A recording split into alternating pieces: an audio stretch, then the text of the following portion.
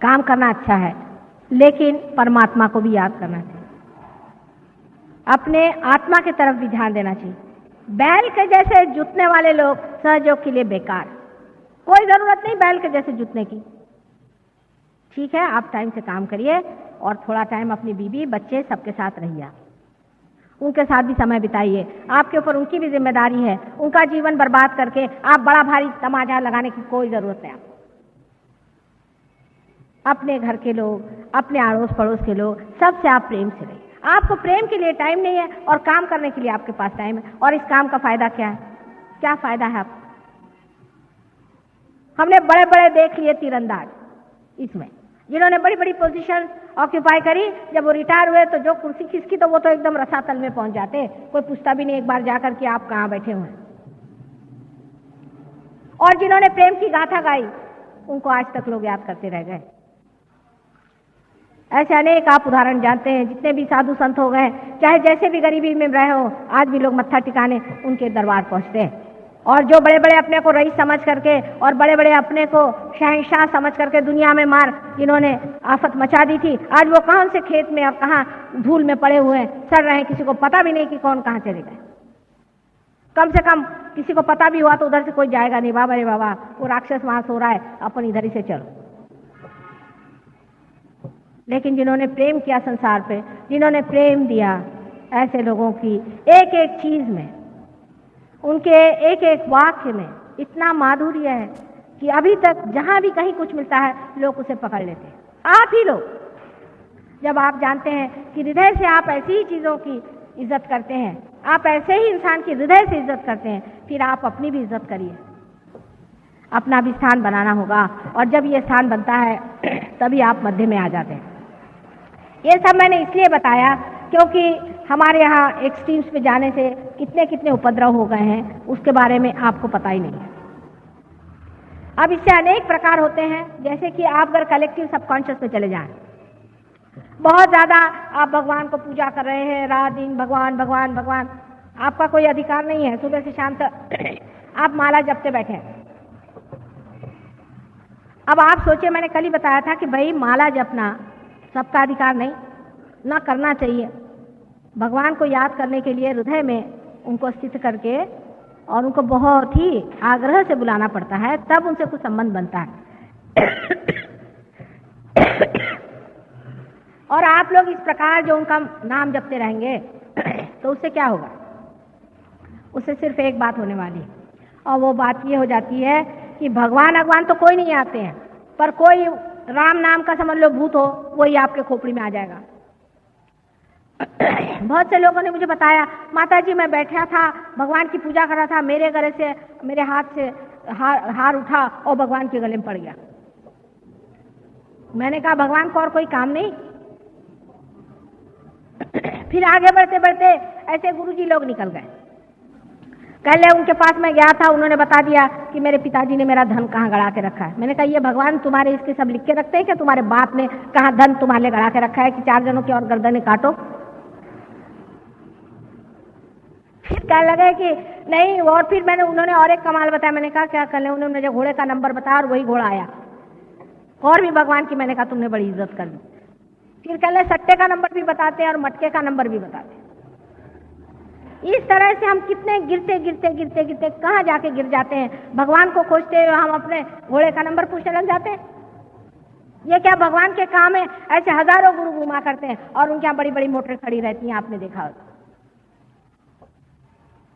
उसी में फिर अपने महाराष्ट्र में खास करके औरतों के बदन में देवी का संचार होता है, कहते हैं।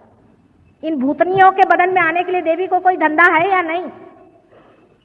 वैसे तो वो बर्तन मांजती रहती दुनिया भर के, और उनके अंदर देवी आ गई, सब गए उसके पैर छूने के लिए। ये सारी बेवकूफी हमारी लेफ्ट साइड के मूर्खता की वजह से और अंधता की वजह से हम लोग करते हैं। सुबह से शाम घर कहाँ भाई, जाओ तुमको मंदिर जाना है, जाओ, सिर्फ वहाँ जो मूर्ति है उसके सामने मत्था टिकाना और वापस चले आना। तो वो मानेंगे नहीं इस बात। वहां से वो प्रसाद ले आएंगे, वो पता नहीं किस गंदे आदमी ने किस तरह से बनाया है, उसका हृदय कैसा है, वो खा के चले गए, हाँ प्रसाद खाया, और उसके बाद सीधे डॉक्टर के पास। और राइट साइड के जब लोग बिगड़ते हैं तो उनका तो भगवान ही बचाए रखे, क्योंकि अहंकार ऐसी चीज है कि वो आदमी को कुछ समझ में नहीं आता। वो बेवकूफ़ियाँ करते जाएगा, मुफ्ता करते जाएगा, लेकिन उसके समझ में नहीं आएगा कि मैं मूर्ख हूँ। सब दुनिया उस पर थूकेगी, हंसेगी। एक बोसाका नाम की जगह है, वहाँ के राजा साहब इतने बेवकूफ़ हैं, प्राइम मिनिस्टर, कि उन्होंने मोती के, मतलब वो है नीग्रो, और मोती के उन्होंने जूते बनाए। अजीब अजीब तरह की चीज़ें वो करते रहते हैं। दुनिया उन पर हंसती है कि ये अमीन साहब एक हैं अक्लमंद, बहुत बड़े, लेकिन वो अपने को इतने अक्लमंद समझते हैं कि उनको कौन समझाए। वो घोड़े पे सवार है ना। अहंकारी आदमी तो बहुत ही मुश्किल से ठीक होता है, क्योंकि उसका अहंकार, वो सोचता है यही मैं हूँ, और इस अहंकार को भी पालने वाले पैदा हो गए। वो आपको कुछ न कुछ सिखा देंगे कि हाँ भैया तुम आओ मेरे पास में, मैं तुम्हारे बाप के नाम से बना दूंगा, हो गए। आपका मैं नाम दे दूंगा, भोगानंद, ढोंगानंद, खराबानंद। अंग्रेज लोग तो बेचारे कुछ जानते नहीं, उनको जो भी नाम दे दे। अभी एक साहब मुझे बता रहे थे कि उन्होंने 600 पाउंड दिया एक महाशय जी को, कि उन्होंने उनको मंत्र दिया। मंत्र क्या दिया? आएंगा, 600 पाउंड। और दूसरे को दिया ठिंगा। अब हिंदुस्तानी समझता है बेचारे, इनको कुछ मालूम नहीं, बुद्धू है, उनको ठिंगा मंत्र दे दिया। आपको कपड़े पहना दिए, आपसे कहा कपड़े उतार दो, कहीं कुछ, ये माला पहन लो, ये करो वो करो, हो गए बेचारे बुद्धू। अब वो अहंकार के चक्कर में उनको ये नहीं समझ में आता कि भाई माला पहनने से कोई परमात्मा मिलेगा। कबीर ने तो कहा है कि कर का मन का छाड़ी दे, मन का फिर। ये सब क्या गधे थे? नानक जी क्या सब बिल्कुल झूठ बोल गए? तुकाराम क्या बिल्कुल गलत थे? ज्ञानेश्वर बिल्कुल गलत थे? और ये कहाँ से आ गए हैं आज समझाने के लिए, जिसे मराठी में कहते हैं उपट शुंभ। इनकी बातें आप लोग सुनने लग जाते हैं, क्योंकि आप राइट साइड पे बहुत क्रॉस कर गए। फिर कोई आकर के आपको बातें करे और आपका दिमाग खराब कर दे, आप पे ऐसे वर्णन करे, आपके बिल्कुल पुल बांधे तारीफ के, इतना आपको प्रेस कर दे, आप बिल्कुल लद्द से जमीन पे गिर जाइएगा, आपको पता नहीं चलेगा, गर्दन कट जाए। ऐसी बेवकूफ़ी में फंसने वाले लोग परमात्मा को क्या पाएंगे? यहाँ उल्टी बात है, आपको परमात्मा को पाना है। यहाँ आपको परमात्मा को बुलवाना है, उनका आवाहन करना है, अपने हृदय में बिठाना है, उनसे कहना है कि प्रभु आओ, हमारे अंदर जो भी दोष हो उसे क्षमा कर दो, और हमारे हृदय में आप जागरूक हो जाओ, आप सुप्त न रहो। यहाँ दूसरी बात है, यहाँ कोई दुकान नहीं है कि आप देते हो कि नहीं देते हो। कोई आपने हमको रुपया पैसा दिया था जो हम देंगे? ऐसे आकर लोग डंडे लेकर खड़े हो जाते कि आप माँ हो के हमको क्यों नहीं देते? देना तो देंगे, नहीं तो नहीं देंगे, आप हमें ललकार नहीं सकते। इसकी वजह ये नहीं कि देना नहीं चाहते, लेकिन जब नहीं बनता है तो नहीं बनता है, और बनता है तो बनता है, उसे क्या किया जाए? अगर एक आधा बीज अपने आप ऊपर आता है तो आता है, नहीं तो नहीं आता है। ये आप बात जानते हैं। उसके ऊपर कोई जबरदस्ती की जाती है कि उसके अंदर से अंकुर खींचा सकते हैं? क्या आपकी कुंडलिनी को कोई खींच लेगा? जो कुछ भी आपका किया कराया है, जिस तरह से अपनी आपने तबीयत संभाली है, उसके अनुसार आपकी कुंडलिनी जागरूक होती है।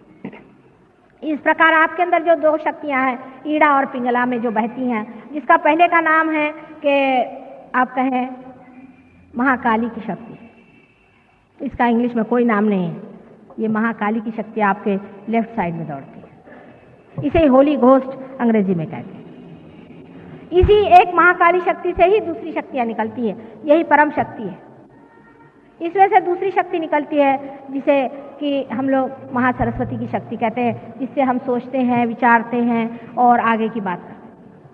इन दो शक्तियों को गलत तरीके से इस्तेमाल करने की वजह से ही हमारे अंदर अहंकार और प्रतिअहंकार के घनीभूत सर में ये बबल्स हो जाते हैं, या कहना चाहिए गुब्बारे जैसे दो घनीभूत संस्थाएं तैयार हो जाती हैं।